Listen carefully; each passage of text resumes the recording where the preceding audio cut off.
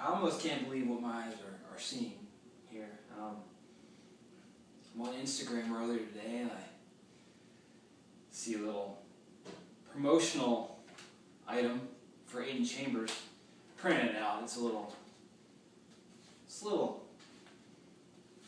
busted, but the point is, Aden Chambers is promoting his final run in wrestling. All the dates are listed, the promotions he's working for, Ring of Honor. He's really excited about that one. I feel like you finally made it there, don't you? And then I think about what's going into all this, and I think of the ego behind it. The ego of a man who will promote himself to no extent, to every extent, excuse me. A man who will do anything he can to succeed. A man who, I joined the ECWA, I'll be honest with you, I got you your job in ECWA. You know it, I know it. One of my best friends, Mark the Shark Schrader, got us the connection, the hookup with the former owner of the ECWA. And we had a good run as a team. You with your high-flying, flashy moves, me being the good-looking power to the team. But face it, I was Michaels, you were Jannetty, but in this case, Jannetty got the better end of the deal because Jannetty was a snake in the grass. That's what you are, Chambers. Scott. Aden Chambers. This is the best part about you. You got the best, you were born with a great wrestling name, Scott Beach. And we're the OC boys. Your name, your real name is Scott Beach, but you're so egotistical. Oh, I'm Aden Chambers. Blah, blah. Your name even doesn't make sense. Scott Beach? Change your poster. You're Scott Beach. At least on your final run, embrace the name. Regardless, you're a man who doesn't value friendship whatsoever. And I knew from the time I got cut from the ECWA in an email because I wanted gas money to get from point A to point B, running wrestlers back and forth for the Super 8.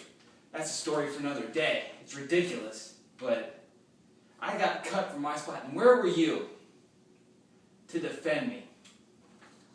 Where were you, the friend that you were supposed to be, to have my back? I know without a shadow of a doubt that I, in that situation, would have had your back regardless, whether it meant my job in that company or not. Because I had the dexterity, the morality, the outright devotion to a friend to stand beside them. But did you do that? No. You didn't do that. You played both sides. And you took the spot that was earmarked for me. Face it. I was the guy in that company who was getting head of steam. I was the guy going out there making people turn heads. You could bounce around the ring all you want. You haven't got an ounce of the charisma that I have. And you stayed in that company and you won the Super 8. You're an ECWA Hall of Famer. Whoop-de-freaking-do. Guess what? Every accomplishment you've had in that company is mine. All marked for me. As far as I was concerned, I was the next incarnation of the Cheetah Master to the next level. You couldn't even get there. It's something I would have been able to do. I got things listed here that I just have to make points of because in all actuality, this whole situation, you got me booked on this show so I could wrestle you one more time. And then, in all reality, you're going through this whole Aden Chambers final tour. Aden Chambers, catch him while you can. Let's go watch Aden Chambers one more time. This is all crap. You're a glory hound. You'll do anything you can for attention. You put your little journal out there, your live journal blog. You say, oh, I'm going on my final tour. You know, this is it for me. I'm retiring from indie wrestling. You can't retire from indie wrestling. You never got paid to do the job. That's how distorted your ego is. That's how blown up in your head you are. You cannot retire from something you never got paid to do. I appreciate the fact that it was for the love of the game, and I'm right there with you. But you know what? There's going to come a point in one of your final match with me on June 1st, that I'm going to go out there and I'm not going to play along and have a good match with you. We're going to have our goodbyes and hug each other, yada, yada, yada. I want to go out there and make a point. You think you want to have a great match with Kakua the next month? You're going to get channeled into the beating of a lifetime the month before. You guys can have your great match and bounce around the ring like a couple of damn pinballs. That's great. But when you run into the truck, it's going to steamroll through you like a Bama linebacker going through a Notre Dame lineman. You're not going to know what's going to hit you. And if you make it to your final match, I'll be surprised. There's a reason other companies have cashed in on what the Pinnacle Shawn Patrick is. You see this? I achieved at a higher level in a company you can never achieve in. In a company that draws people to the show.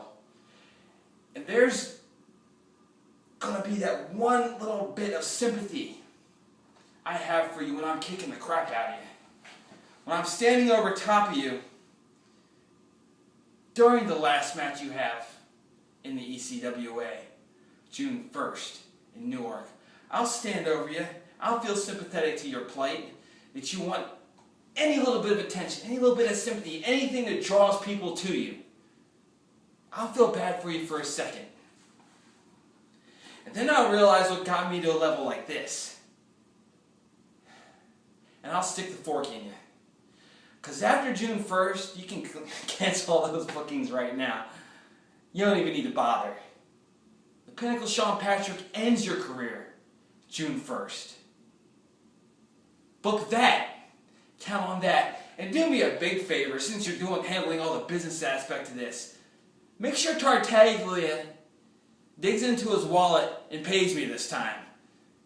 Because fighting for my paycheck is something I don't want to have to do that night either. Because I'll win that battle too.